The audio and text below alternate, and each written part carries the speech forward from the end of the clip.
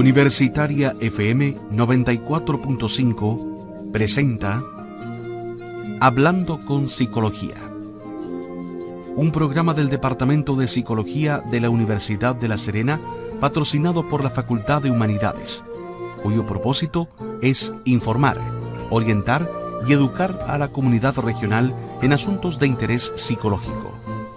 Conduce el psicólogo Mauricio Cerda Veroiza.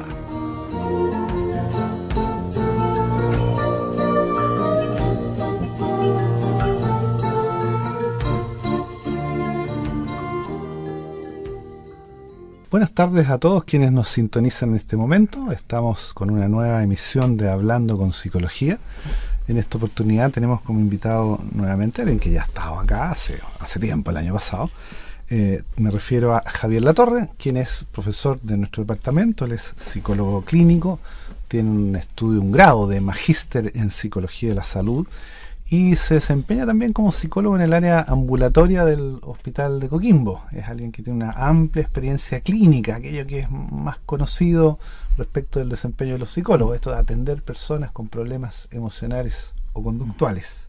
¿No es cierto, Javier? Bienvenido. Gracias, Mauricio, a ti por la invitación. Un agrado de nuevo estar acá conversando de psicología para la gente, ¿no?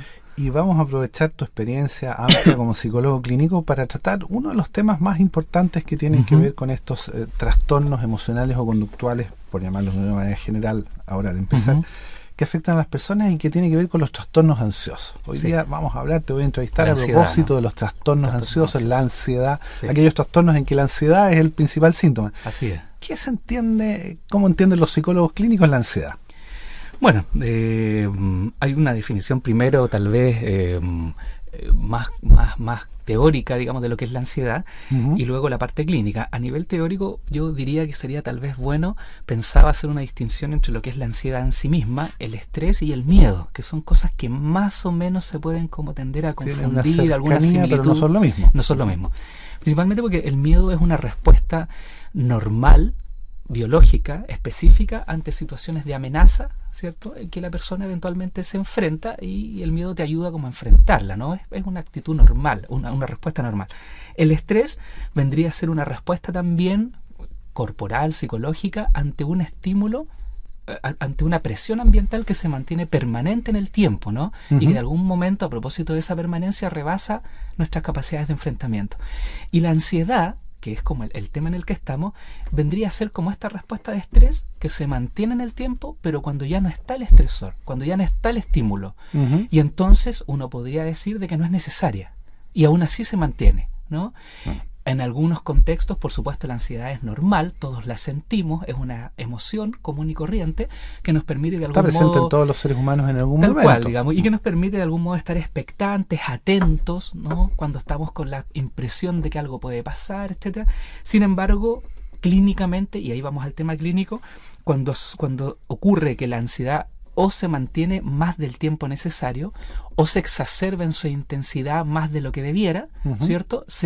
O, en tercer término, afecta el desenvolvimiento funcional cotidiano de la persona, decimos que hay un problema y que hay a lo mejor ahí un nivel de ansiedad clínicamente significativo que requiere alguna intervención. O sea, y ahí emergen los trastornos ansiosos. Claro, o sea, hay una primera distinción que tú estás haciendo que es bien importante, y es que la ansiedad hasta cierto punto es normal, es natural, todos en algún momento la tienen y en sí misma no tendría nada negativo, digamos. Así es. Pero en un momento dado, si se mantiene mucho tiempo, se exacerba y empieza a provocar algunos problemas adicionales, ahí ya se empieza a volver un problema desde el punto de vista psicológico. Así es, los clínicos siempre tenemos en mente intensidad, duración y afectación funcional, ¿no? Si es muy intenso, si se mantiene demasiado tiempo, si afecta funcionalmente el desenvolvimiento cotidiano de una persona en su vida diaria, decimos que hay un problema. Ajá, ok.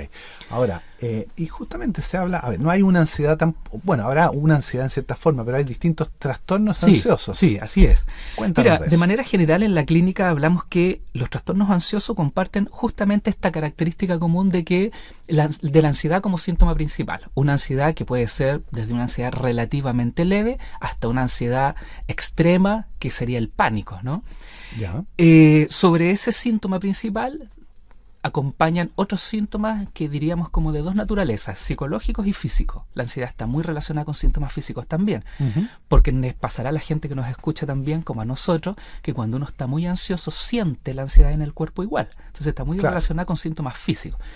Estos síntomas que acompañan a la ansiedad a nivel físico sería, por ejemplo, las palpitaciones, ¿no?, que aumentan los latidos del corazón, que es la taquicardia, la sudoración, mareos, se aprieta la garganta, se aprieta el pecho, dolor de guatita, insomnio, etcétera. Hay una serie como de síntomas fisiológicos, diríamos, que son propios de la experimentación prolongada de la ansiedad.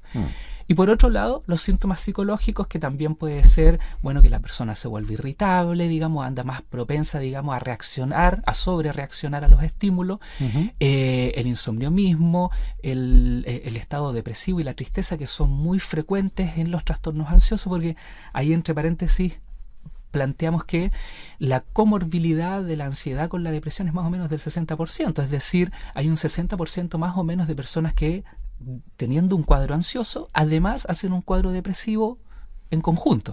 Son muy comunes. A veces están separados, pero muy frecuentemente se dan juntos. También, claro. Por lo que la tristeza, por ejemplo, la irritabilidad, la desconcentración son síntomas psicológicos también que acompañan a la ansiedad en estos cuadros. Dicho eso, como modo general, finalmente en los manuales de psiquiatría hoy día se describen actualmente varios trastornos ansiosos. De aquellos, yo diría que hay 4 o 5 que son los principales y que más o menos la gente tal vez incluso ha oído hablar de ellos. La fobia social, que es uno de los trastornos ansiosos más frecuentes en la actualidad en Occidente. El trastorno de pánico, que también la gente habla mucho de las crisis de pánico, las crisis de angustia, claro, que es el trastorno de pánico. Las fobias específicas, el trastorno de ansiedad generalizada y la agorafobia. Yo diría que son como los 5 trastornos ansiosos más comunes. Hay otros, ¿no? El mutismo selectivo, los trastornos de ansiedad por separación, pero estos 5 que nombro son los más comunes, los más frecuentes, digamos. Sí. Expliquemos cada uno de ellos. Sí, mira, un poquito en cada uno.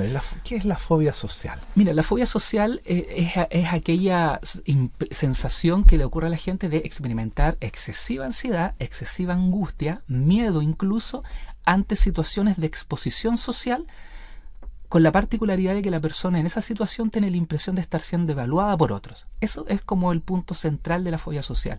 Quien tiene fobia social, de repente, por ejemplo, un estudiante que no puede salir adelante a hacer una disertación, o en el trabajo, en una reunión, hablar delante de los compañeros de trabajo, etcétera. Es decir, exponerme socialmente ante un grupo de personas y teniendo esa sensación de que lo que voy a decir es que me voy a equivocar, es que me van a criticar, es decir, tener la impresión de estar siendo evaluado. Hay personas que aquello se les vuelve tan difícil que incluso esa ansiedad que se vuelve tan intensa los paraliza, ¿no?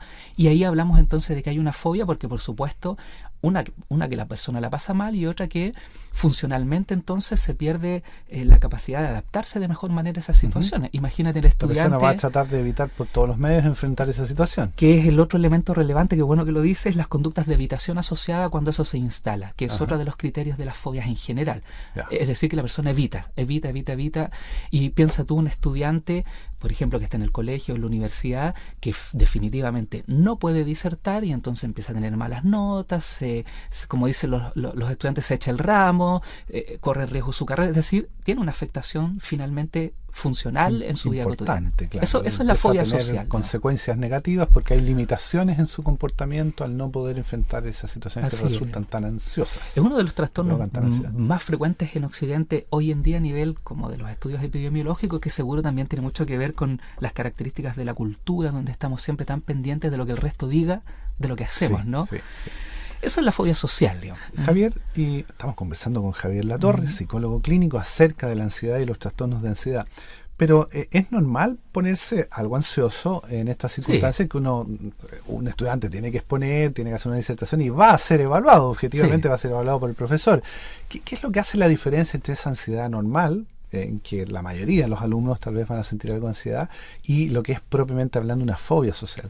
Sí, como te decía al principio, dentro de los criterios de evaluación clínica típicos que usamos en salud mental, la diferencia va a estar de que efectivamente hay mucha gente que tiene esta cosa de ponerse algo ansioso, más si es que no está tan acostumbrado a hacerlo ante situaciones de exposición social.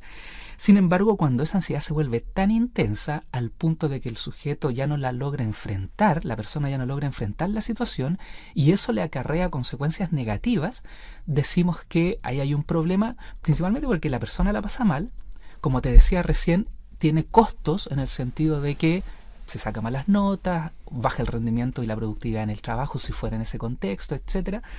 Y por otro lado, que como tú decías, las conductas de evitación. Entonces imagínate tú un alumno que llega atrasado 5 minutos a la clase que ya empezó y no puede entrar a la clase por el miedo a que lo miren cuando entra. Entonces ya se vuelve de un nivel, decimos, desadaptativo. Y ahí diríamos que hay un trastorno.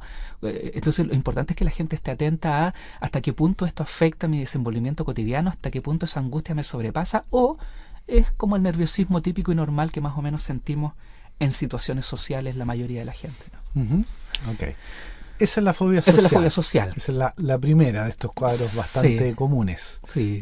Después estaba... Bueno, el trastorno de pánico, por ejemplo. Trastorno de pánico, las famosas crisis de pánico. Crisis de pánico, también bien frecuentes. La gente habla harto de las crisis de pánico, aun cuando diría yo de que hay mucho de lo que la gente asume que son crisis de pánico que no lo son. Y que en realidad no lo son desde el punto de vista clínico. Claro, que la gente se angustia mucho, siente que el corazón se le acelera y dice, chuta, crisis de pánico. Tengo crisis de pánico. Y ocurre que no lo es. Y eso no lo es. Claro. Es una manifestación de ansiedad sin duda, pero no llega a ser exactamente una crisis de pánico. ¿Qué es exactamente desde el punto de vista clínico una crisis de pánico? Claro, desde el punto de vista técnico, la crisis de pánico es una crisis que es, utilizamos en clínica el término paroxístico. Es una crisis paroxística, se refiere a que es una crisis que irrumpe de manera abrupta.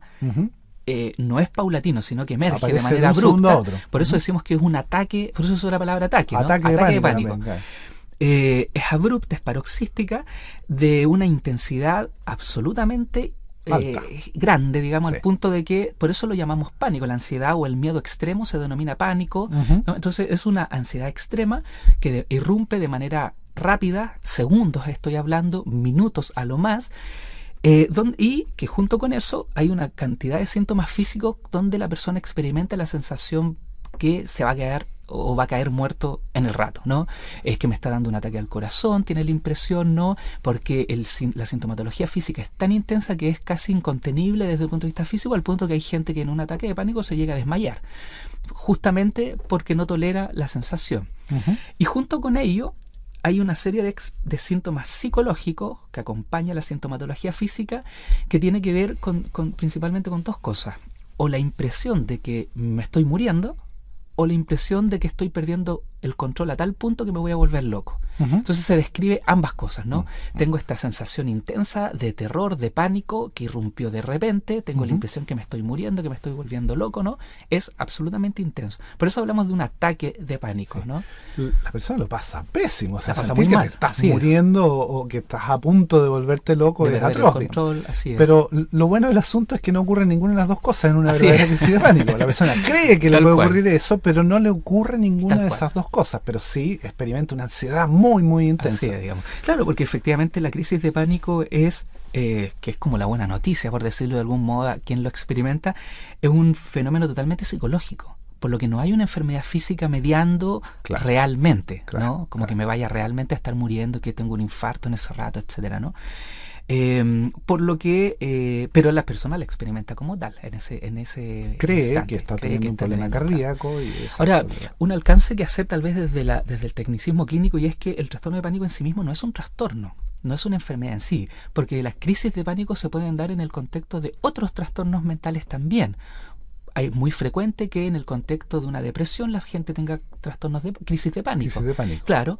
O puedo tener, no sé, algún otro padecimiento emocional, etcétera, algún otro trastorno donde haga también crisis de pánico. Es decir, la crisis de pánico es una experimentación intensa que se puede dar también en otros cuadros clínicos, ¿no? Por lo que se dice que las crisis de angustia, el trastorno de pánico en sí mismo no es una enfermedad como una entidad separada de distintas otras, ¿no?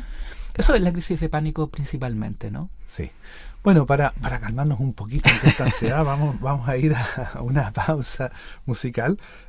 Tenemos un tema precioso de los Beatles, Blackbird, con el que podemos relajarnos con este hermoso canto de este pajarito negro. Pajarito.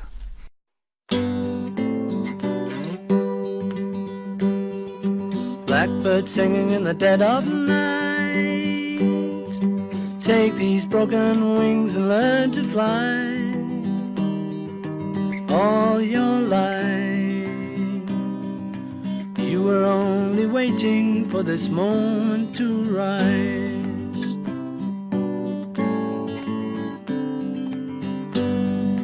Blackbird singing in the dead of night. Take these sunken eyes and learn to see all your life.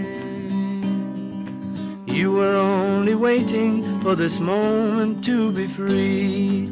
Blackbird fly, blackbird fly into the light of a dark black night.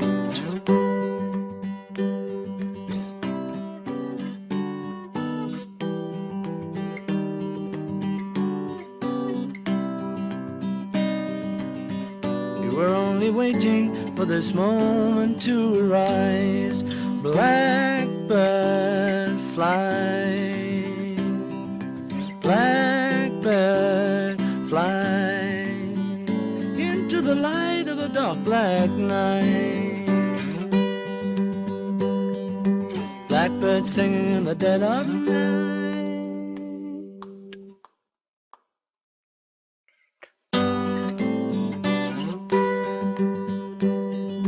Blackbird singing in the dead of night. Take these broken wings and learn to fly all your life. You were only waiting for this moment to rise.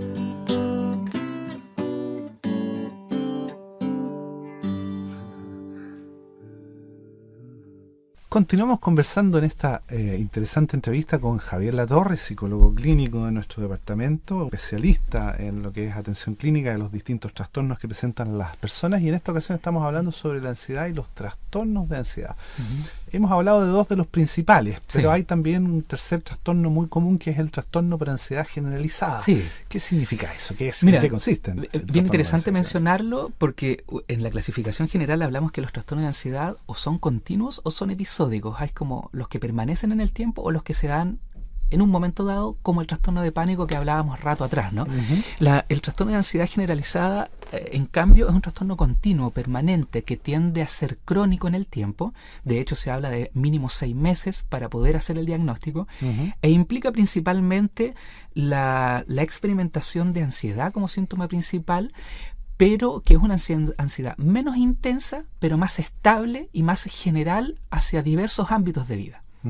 Entonces, una persona con un trastorno de ansiedad generalizada es aquella que experimenta una ansiedad importante, generalmente diariamente, de lo cotidiano, ante diversas situaciones. Por ejemplo, salir al centro, hacer trámites, o tener que exponerme efectivamente, por ejemplo, como hablábamos rato atrás, en una clase o en el trabajo, o siento ansiedad al conversar con la gente, tengo ansiedad de ir a comprar al kiosco de la esquina. Es decir, la ansiedad se vuelve un síntoma relativamente estable, permanente, en diversos contextos. Ante las diversas tareas y actividades propias de la vida cotidiana. Y por eso se habla de que la ansiedad es generalizada, porque no es específica ante algún evento o situación concreta, sino que se da en diversos contextos. Y aparecen situaciones que para otros serían muy normales, que serían comunes, pero la persona siente ansiedad aún enfrentando esas situaciones muy normales y cotidianas. Es interesante lo que dices, porque efectivamente se da ante situaciones cotidianas que no representan un peligro ni una amenaza ante la persona, y aún así se experimenta igual. No es de una intensidad tan elevada, por ejemplo, como la ansiedad que hablábamos del pánico, por lo que la persona de algún modo puede tender a regularla, pero aún así es muy invalidante, porque imagínate tú todo el tiempo estar experimentando esta ansiedad, que la persona la vive como una sensación de que algo va a pasar, está como continuamente con lo que nosotros llamamos la expectación ansiosa. La expectación ansiosa se refiere a como esta sensación de que algo va a pasar, algo malo va a ocurrir, algo viene. Entonces la persona con ansiedad generalizada está con esa permanente sensación que por supuesto lo pone ansioso en diversas circunstancias, digamos, ¿no? Ese es un trastorno también bien común, que es, como te digo, de los trastornos continuos, ¿no? Y el otro, diría yo, también muy común, que nombramos al principio, son las fobias, ¿no? Las fobias específicas, ¿no? Sí. Y las fobias específicas o fobias simples, como se llamaban antes, tiene que ver con experimentación de angustia y de ansiedad, pero en este caso ya hacia estímulos o situaciones concretas, ¿no? Entonces, por ejemplo, la gente comúnmente habla de eso, ¿no? El miedo a los perros, el miedo a los ratones, el pánico a las arañas, el miedo a las alturas y a volar, etcétera, etcétera, etcétera. Es decir, hay tantas fobias como situaciones y eventos posibles que puedan ser temidos de manera muy intensa, ¿no? Entonces, lo interesante aquí es que si la persona no se expone al evento o situación que le provoca la ansiedad, anda muy bien. Entonces, por eso hablamos de una fobia específica, porque está especificada a un evento, a una situación, a un objeto incluso, si es que no nos exponemos a aquello, la persona desenvuelve cotidianamente no de se manera presenta la normal. fobia, ¿no? Claro. Por lo que hay incluso algunas fobias que, si son tan específicas ante situaciones poco comunes en la cotidianidad de un sujeto, no van a generar seguramente mayor afectación. Como por ejemplo, si tengo miedo a volar, basta con que no vuele. Y estamos bien, digamos, ¿no? Puede generar un problema si quiero ir muy lejos, porque entonces tendré que viajar en bus muchas horas, etcétera. Pero que es distinto, por ejemplo, si le tengo fobia a los perros. Claro. Porque en Chile, tú sabes, la cantidad de perros Hay callejeros por todos lados, ¿no? Entonces, es que casi no puedo salir de la casa, digamos, ¿no? Y ahí se vuelve un problema. Entonces, depende del tipo de ahí fobia. afecta la vida de la persona. Así es, digamos, ¿no? Ya. Esas son las fobias simples. Las fobias, sí. Y nos va quedando una que es muy espectacular, que es la agorafobia. Ah, bueno, claro. Término algo extraño, ¿no? Sí. Mira, la agorafobia es un trastorno que está relacionado con un temor, algo general, pero que se da generalmente en situaciones, y aquí está como el elemento principal, en las que la persona siente que si se expone a esas situaciones y le pasara algo, no va a poder escapar ni va a poder proveerse de ayuda. Entonces, eso generalmente, ¿cuándo pasa? Cuando estoy en situaciones en las que no puedo escapar. Imagínate tú en la cola del banco, al mediodía, el último día del mes, cuando están las colas gigantes. Claro. Imagínate tú en Santiago, en la hora pico, en un taco, en medio del tráfico, cuando estoy en un ascensor lleno de gente. O entonces estamos hablando de situaciones como que me constriñen, como que me apretan, como que tengo la impresión de que si me pasa algo físico, psicológico, imagínate tú, no sé, un temblor, no puedo salir escapando. No podría salir fácilmente. Muy bien.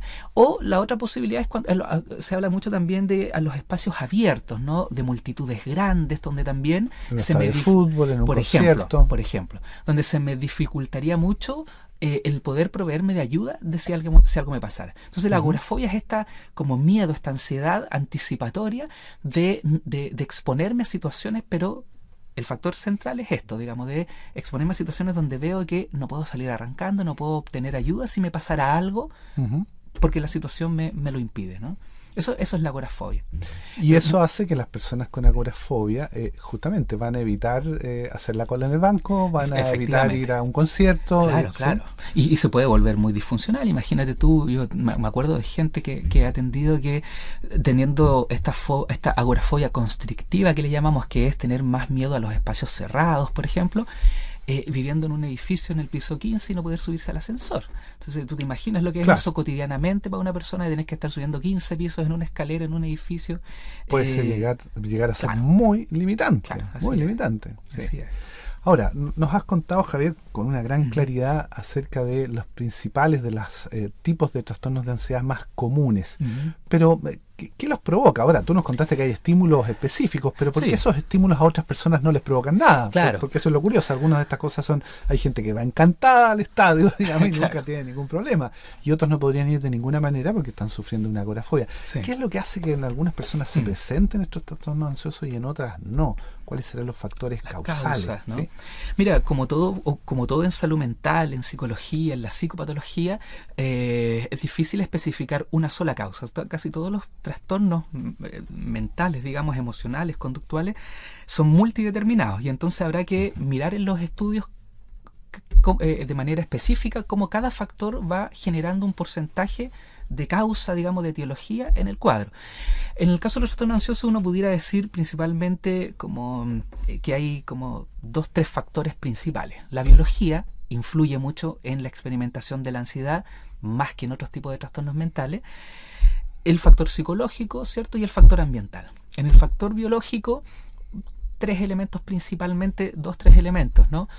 el factor genético. Fíjate de que hay varios estudios que hablan de que hay algunos trastornos ansiosos que tienen fuerte carga genética.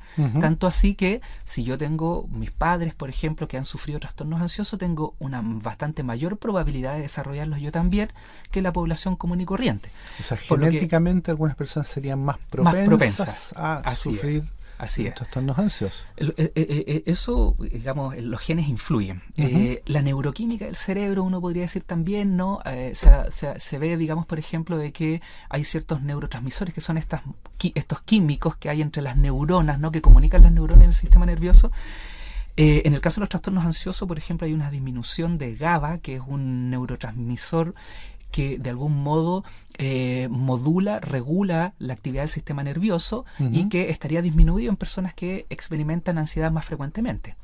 También se ha visto, por ejemplo, que hay un desequilibrio en el funcionamiento de la amígdala, que es una estructura que está como en el cerebro medio, que está encargada de regular las emociones, No el las temor. amígdalas de No la las garganta. amígdalas de la garganta. No, amígdalas, la palabra es la misma, pero en singular Sí, es una es una estructura. zona del cerebro, una estructura del cerebro. Tal sí. cual. Y que como regula la ansiedad y el miedo, se ha visto que las personas que sufren cuadros ansiosos estaría desregulado su funcionamiento también. Entonces te das cuenta, hay causas biológicas. En las causas Y las psicológicas, psicológicas propiamente ahí tales, hay ¿cuáles factores son bien las más importantes? Yo diría que dos principalmente, con riesgo a ser reduccionista. La primera es la crianza, las relaciones de apego. La crianza, desde que uno nace, la biografía, hace de que efectivamente hayan personas más vulnerables, más susceptibles a ser ansiosas, ¿no? Se producen, diría uno desde el punto de vista de la psicología, personalidades ansiosas que son más propensas a experimentar ansiedad y por lo mismo, ante situaciones de estrés, a desarrollar trastornos ansiosos que otras personas que no tienen ese patrón de desarrollo, por decirlo de algún modo. Entonces sabemos que hay factores de crianza, hay factores de desarrollo psicológico que forman, por decirlo de alguna manera, entonces una personalidad propensa a la ansiedad. Finalmente, en el factor ambiental, uno podría también decir de que hay experiencias específicas, que hay algunas personas que las propenden a desarrollar trastornos ansiosos, como una experiencia algo traumática.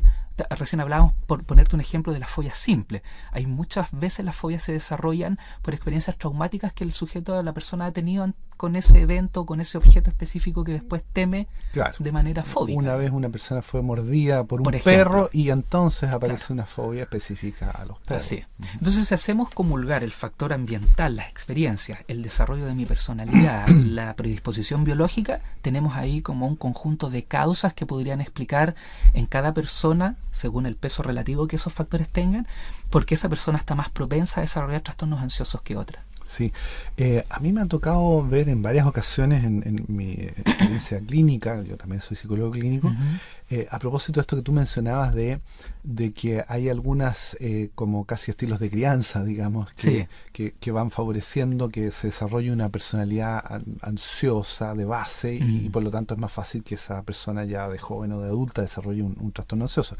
Lo que me ha tocado ver puntualmente a veces es que los padres tienen una personalidad ansiosa, presentan algún trastorno ansioso y un niño de 3 años, 6 años, 8 años empieza a aprender, por así decirlo, el tipo de reacciones emocionales del padre ante estímulos que son más o menos normales para otros, pero el padre hace una sobrereacción de tipo ansioso y el niño es como que empieza a aprender que esa es la manera de reaccionar ante esos estímulos y después termina desarrollando algún cuadro ansioso también. ¿Te ha tocado verlo, digamos? ¿Tiene que ver con lo que tú hacías referencia?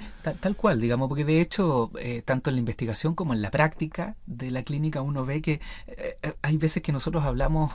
puede sonar algo despectivo, pero hablamos de los papás medio fóbicos, ¿no?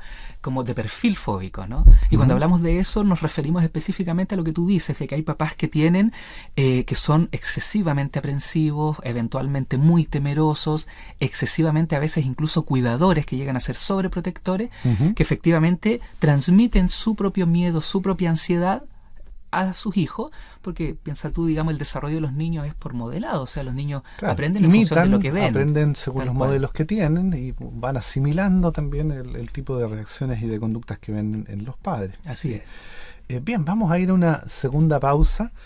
Quiero que tú mismo nos presentes. Hay una canción ahí que escogiste de Enya, esta conocida cantante irlandesa. Irlandesa. Enya, sí, música que escuchaba yo desde mi adolescencia. Hay uno de los temas más conocidos, se llama Cariban Blue de Enya, y que viene a mi juicio, ad hoc a lo que estamos conversando, porque es un tema muy relajante, ¿no? Que tiene justamente, efectos sedantes. Absolutamente. ¿Sí? Para Sí. que lo disfruten nuestros auditores.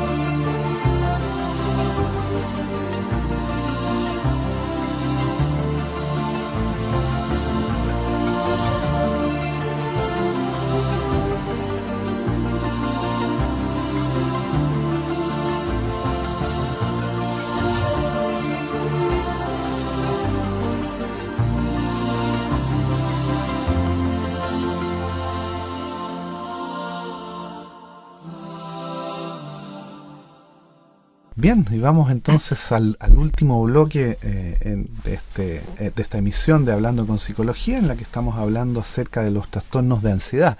Javier Latorre, psicólogo clínico de nuestro departamento, nos ha explicado con gran claridad qué son, qué los diferencia, qué factores influyen en su aparición. Pero, digamos, aunque no es nada agradable experimentar un cuadro ansioso, la buena noticia es que sí hay tratamientos, Sí. y tratamientos que pueden ser eficaces. Así es. Cuéntanos al respecto. Mira, te diría, previo a eso, los cuadros ansiosos son de los trastornos de la esfera psicológica, psiquiátrica, que más tienden a la cronicidad si no se tratan. Es decir, es importante abordarlos.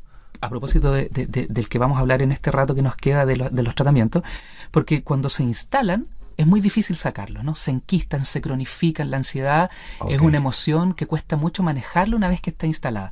Por lo que ojo ahí, es interesante que si estoy experimentando ansiedad muy intensa, es mejor tratarlo. Ajá. Tratarla pronto, ¿no? Tratarla Dejar pronto. que pase Claro. mucho tiempo. Por ejemplo, sabemos que la probabilidad de sufrir una segunda crisis de pánico cuando he sufrido la primera es del 50%.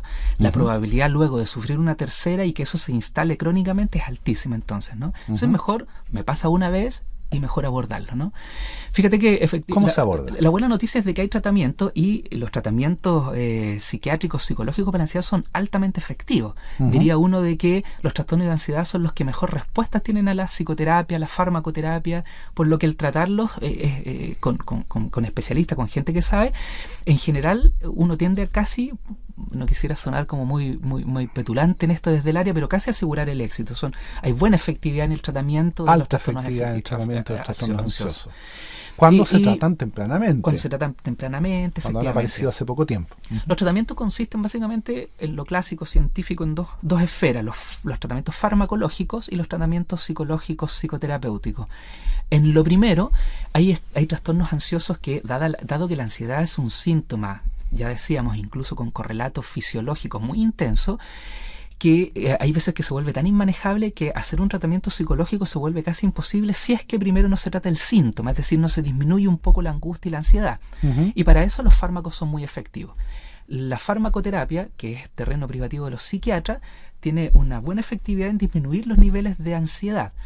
La primera línea de tratamiento ahí que usan generalmente los psiquiatras y que está descrita en la bibliografía son los fármacos una familia de fármacos antidepresivos que son los IRS, los llamamos, los inhibidores selectivos de la recaptación de serotonina. Son fármacos antidepresivos, pero que son los que mejor efecto tienen en el manejo de la A nivel ansiedad. de la ansiedad. Claro, porque aun cuando están destinados a trabajar un neurotransmisor en el cerebro que es la serotonina, también influyen y mejoran los niveles de GABA, que era un neurotransmisor que hablábamos que está deficitario en la ansiedad en general.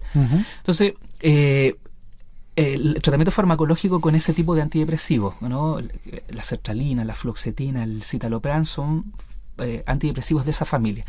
Y también se incluye a veces tratamientos con benzodiazepinas, que son los que la gente comúnmente llama los tranquilizantes, ¿no? Ya. Como el diazepam, el clonazepam, ¿no? Pero aquellos fármacos los psiquiatras tienden a utilizarlos por corto plazo porque tienen mayores consecuencias secundarias, como por ejemplo el que generan dependencias, ¿no? Sí, sí. Entonces se A trata... ver, eso es súper importante también, que Sí. la mayoría de estos medicamentos, por efectivos que sean, tienen que ser dados evidentemente por Sí, por el psiquiatras, por especialista, especialistas, claro. porque se dan en función de la edad de la persona, de la intensidad de cual. los síntomas, hasta del peso, del tamaño que Claro. tienen. No es Tal conveniente automedicarse, ¿no? Porque mi ningún caso, mamá digamos. toma de uno, entonces yo voy a tomar de lo mismo porque corro el riesgo de tener algunos de los efectos adversos que generalmente tienen Sí. algún tipo de efectos adversos, pero eso es precisamente lo que los psiquiatras saben manejar. Eso es lo bien. que hay que evaluar y por lo tanto todo lo que implique tratamiento farmacológico hay que ir donde un médico psiquiatra porque ese es el especialista que Claro, corresponde. claro. Porque por lo demás estoy nombrando los fármacos generales, pero cada trastorno y cada otros. persona Exacto. pudiera tener un tratamiento farmacológico específico y diferente. Exacto. En el ámbito de lo que nos corresponde a nosotros los psicólogos está la psicoterapia porque detrás del síntoma, que es lo primero que se trata, generalmente hay una problemática que provoca la ansiedad y hay que tratar la problemática y eso en general la psicoterapia es muy efectiva en tratarla.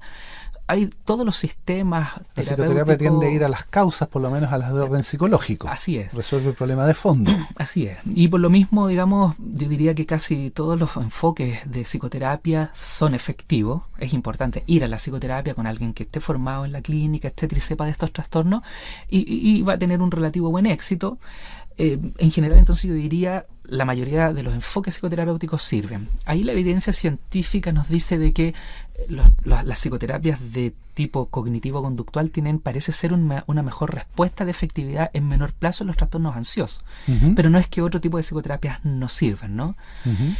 Parece ser de que eso se da porque en la ansiedad, una de las cosas que mantiene y afecta harto la ansiedad es que hay muchos pensamientos y cogniciones, la llamamos nosotros, que a la persona le da vuelta en su cabeza cuando está ansiosa. Te pongo un ejemplo bien específico. Una persona que tiene esta fobia social de la que hablábamos al principio del programa, que tiene temor a exponerse, está permanentemente pensando que me van a criticar, que me voy a equivocar.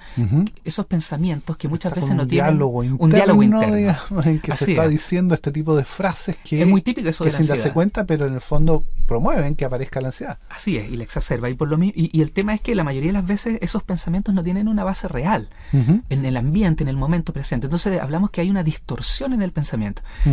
Y en eso es muy efectiva la psicoterapia cognitiva, porque lo que busca es modificar los pensamientos que subyacen, que están detrás de la ansiedad. Ajá, claro. También en lo conductual, por ejemplo, si es que yo tengo una fobia simple y entonces tengo un temor arraigado a los perros, a una situación específica, las terapias conductuales son muy efectivas en ir generando un acercamiento progresivo a los estímulos que temo. Entonces la terapia cognitivo-conductual tiene buena efectividad, las psicoterapias en general también, ¿no? Y en ese sentido también a veces podría ser más efectivo las dos cosas, digamos, como por supuesto, si sí. existe la posibilidad de hacer un trabajo coordinado con un psicólogo y un psiquiatra, por Así ejemplo. ¿Se puede hacer eso? La terapia, la coterapia suma más que cada una por sí sola. Eso lo tenemos claro también, digamos, ¿no? Ahora, todo depende de la intensidad de los síntomas, por supuesto, y de la afectación que la ansiedad esté generando en la vida de una persona. Pero generalmente fármacos más terapia psicológica es más efectivo que cada una por sí sola. Okay. Ahora, esto tiene que ver con los tratamientos especializados que pueden dar los profesionales que se dedican a esto, que son los psiquiatras y los psicólogos clínicos, tal como tú lo estabas señalando. Pero las personas comunes que puedan tener ansiedad, una ansiedad intensa, que puedan estar padeciendo algún tipo de trastorno, ¿no? Claro, pueden hacer cosas al alcance de la mano que no requieran una atención especializada y que prevengan la aparición de la ansiedad o que les permitan manejar mejor la ansiedad si es que está presente. Quisiera en eso dar algunos tips bien específicos de algunas técnicas tal vez que puede la persona usar sola sin ir a algún especialista. ¿Ya? Por ejemplo, lo primero, relajación. La relajación es una respuesta absolutamente incompatible con la ansiedad. Si se da una, no se da la otra. Son opuestas. Por lo que mientras más desarrollo la ansiedad, o sea, la relajación, menos probabilidad de tener ansiedad. Una tiene que ver con la activación del sistema parasimpático en el sistema nervioso, otra con el simpático, es decir, son opuestas. Practicar la relajación todos los días, una persona ansiosa en la noche, 10-15 minutos antes de acostarse, ¿no? Puede ser tremendamente efectivo, ¿no? Y la relajación puede ser tan simple como... Siempre yo en lo personal recomiendo una técnica que se llama la técnica de relajación de Jacobson, que es que voy por cada segmento del cuerpo apretando, contrayendo. Por ejemplo, aprieto los pies, aprieto las piernas, aprieto las nalgas, aprieto el estómago, voy subiendo, aprieto los hombros, y cada vez que lo aprieto mantengo muy apretado harto rato y después suelto de golpe para que el músculo se relaje, y voy notando la diferencia entre la tensión y la relajación. Se hace una contracción muscular primero y luego de algunos segundos se suelta suavemente y eso va induciendo un estado de relajación muscular corporal que llega también a tocar lo anímico. La persona se empieza a sentir más relajada, y de hecho, no solo físicamente. Si eso lo practico diariamente 10 minutos, se va a ir instalando la respuesta de relajación que va a ser incompatible con la respuesta de ansiedad. Segundo, la respiración. Hay una técnica de respiración que se llama la respiración diafragmática, que es una respiración más profunda que la respiración cotidiana en la que solemos estar. Cuando respiro, normalmente estoy respirando hacia el pecho nomás. Pero si la gente hace lo siguiente, no nos podemos ver, pero si se lo representa, se pone una mano en el pecho, se pone otra mano en la guatita y trata de inspirar profundamente al punto que sienta que se le infla la guatita, y después expira lentamente por la nariz de manera profunda, sintiendo que la guatita, ¿cierto?, se va para adentro, y hace eso lentamente 5, 6, 7 veces, se va a dar cuenta que eso va a generar un estado de relajación también. La respiración profunda o diafragmática induce estados de relajación. Y se puede hacer en cualquier momento. Claro, o sea, esto de ponerse la mano en la guatita es como un poco imaginándose que el aire llega hasta la abajo. Zona del abdomen, no Así solo es. en el pecho, la parte alta del pecho, que es como respiramos normalmente, tal como Así tú es, decías. también. Es como que se lleva más aire, que llega a una Más zona profunda. más baja del cuerpo, y ahí se alcanza esa respiración más Y profunda, eso y luego induce se estados exhala de relajación. lentamente. Eso también es una forma de alcanzar un estado de relajación que es incompatible con la ansiedad, como nos decía. Así es. Son dos cosas Bien sencillas, simple. concretas, que Para cualquiera puede quienes- hacer en su casa. Para quienes tienen un cuadro ya de ansiedad algo más instalado y les da mucho miedo salir, etcétera, también puede hacer esta técnica de autoinstrucciones. Hablamos los psicólogos cognitivistas, es decir, hacemos en unas tarjetitas, en una hojita, escriba frases que ande trayendo y que usted lea conscientemente Y en voz alta puede ser cuando está en la calle y empieza la ansiedad, y entonces esa frase le va a ayudar a combatir ese diálogo interno del que hablábamos, esos pensamientos catastróficos. Puedo escribir, por ejemplo, estos pensamientos catastróficos que estoy teniendo no tienen una base real, cierre comillas. O puedo poner, estos síntomas físicos no me van a hacer daño, cierre comillas. Escribo una serie de frases y cuando me estoy sintiendo ansioso las saco, las leo en voz alta, y eso me ayuda a combatir este diálogo. A recuperar la calma. A recuperar la calma, ¿cierto?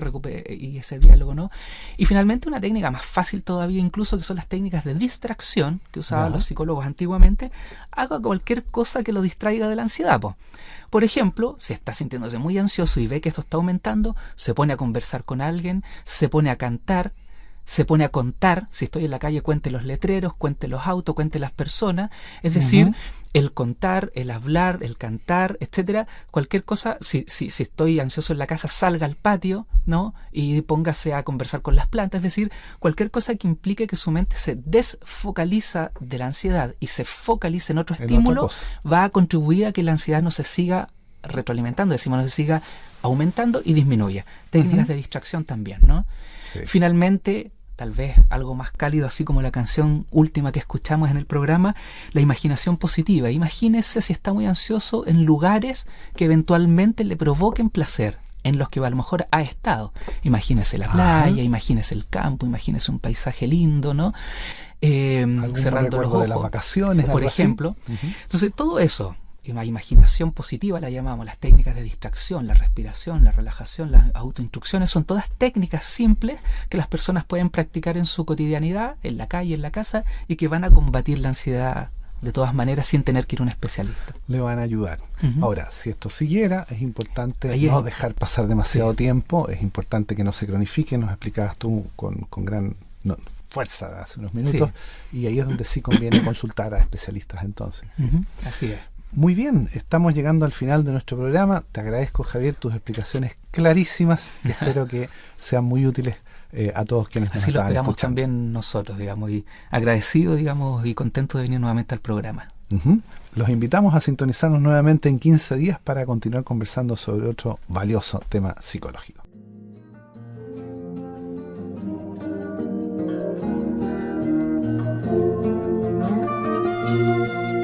Universitaria FM 94.5 presentó Hablando con Psicología, un programa del Departamento de Psicología de la Universidad de La Serena, patrocinado por la Facultad de Humanidades, cuyo propósito es informar, orientar y educar a la comunidad regional en asuntos de interés psicológico.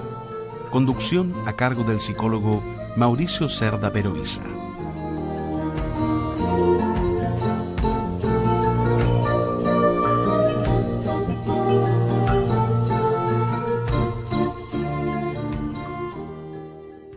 Las opiniones vertidas en este programa son de exclusiva responsabilidad de quienes las emiten y no representan necesariamente el pensamiento ni la línea editorial de esta emisora y o de la Universidad de La Serena.